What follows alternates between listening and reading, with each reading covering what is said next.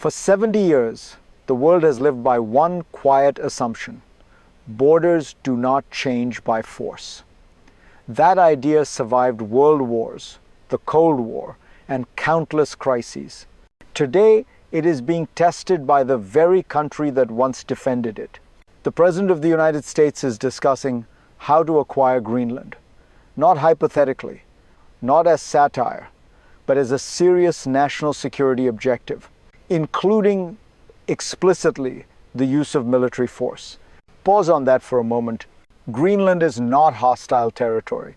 It is not disputed land. It belongs to a NATO ally. And yet, the language we're hearing is no longer the language of diplomacy.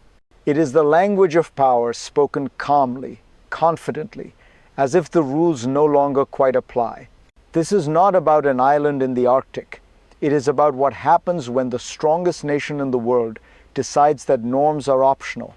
If you care about the future of alliances, sovereignty, and the rules that shape your life, you need to understand this moment. Because Greenland is not the prize, it is the warning. And to see that clearly, we must first understand what is really at stake.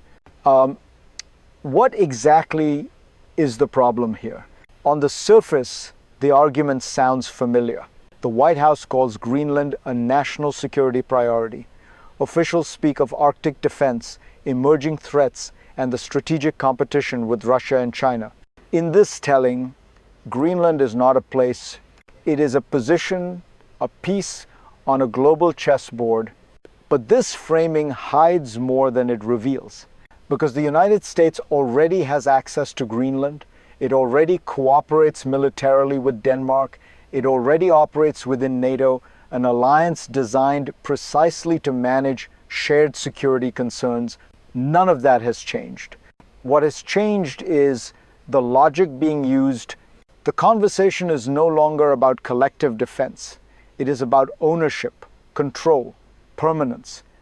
The idea that security can only be guaranteed if territory itself changes hands. That is a profound shift. When a superpower begins to equate safety with possession, alliances become secondary, law becomes negotiable, and smaller nations become variables rather than partners. This is why European leaders reacted so strongly. They are not responding to a policy proposal. They are responding to a new way of thinking about power. And to understand where that thinking comes from, we have to look backward into history, cycles, and the long memory of empires. To understand why Greenland has returned to the center of global attention, we need to talk about history, not events, but patterns. For centuries, great powers have expanded not when they felt confident, but when they felt exposed. Britain ruled the seas to protect trade routes. The Soviet Union built buffer states to prevent invasion. The United States constructed alliances, bases, and institutions to keep threats far from its shores. This was the American model after World War II. Influence without annexation. Power without formal empire. But that model depended on one condition: uncontested dominance. Today, that condition is eroding. Arctic ice is melting, opening new shipping lanes. Russia is asserting itself in the north. China, though geographically distant, is investing, mapping, and positioning itself as a future Arctic stakeholder.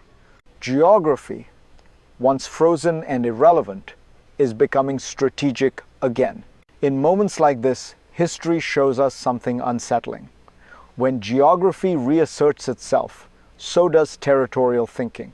Greenland, vast, sparsely populated, strategically located, begins to look less like a partner and more like a gap in security planning.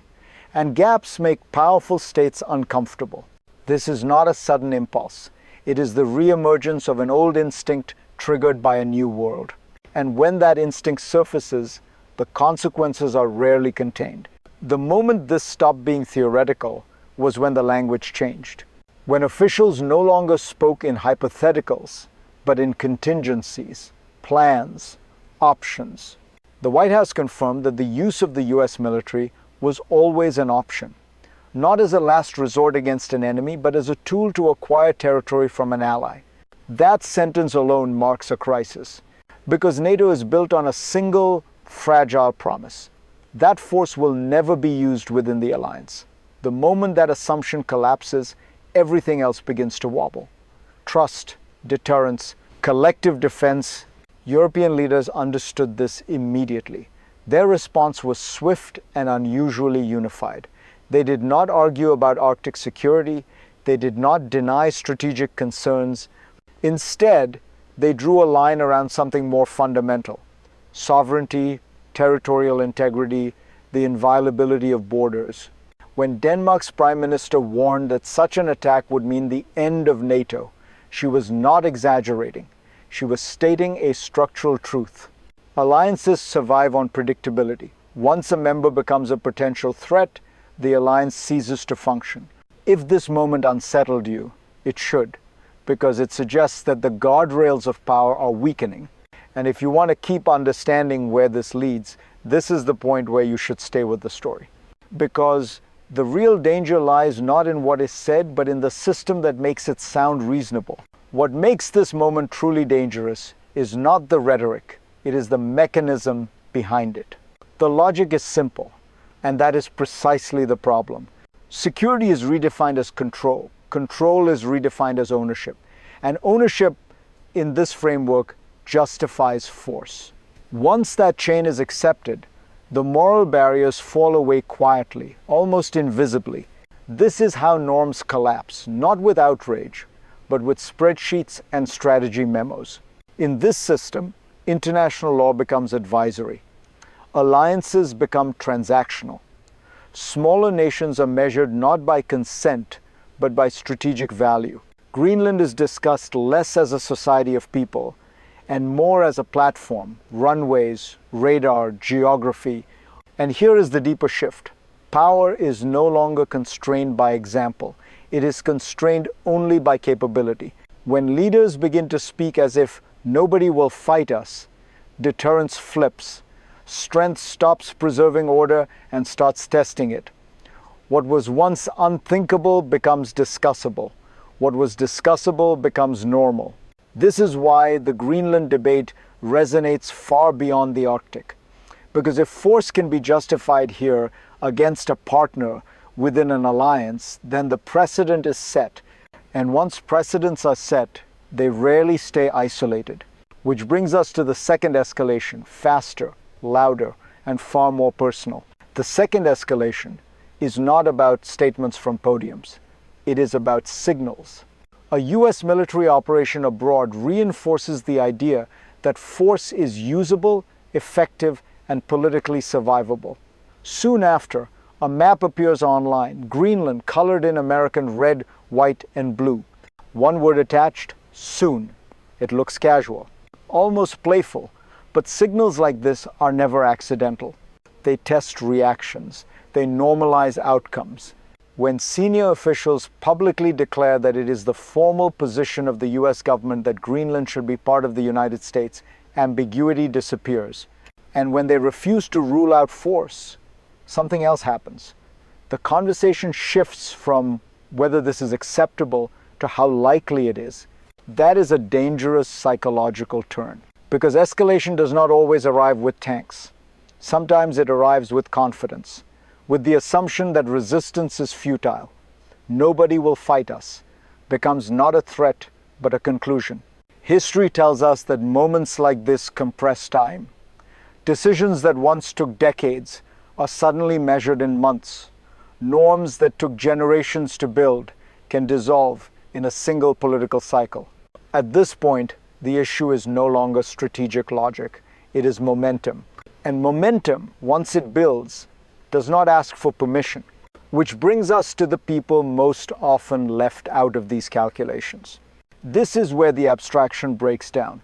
Because while governments talk about strategy, options, and contingencies, you live with the consequences. If you are a Greenlander, this is not a debate about Arctic lanes or NATO posture. It is about waking up to headlines that discuss your home as an object to be acquired.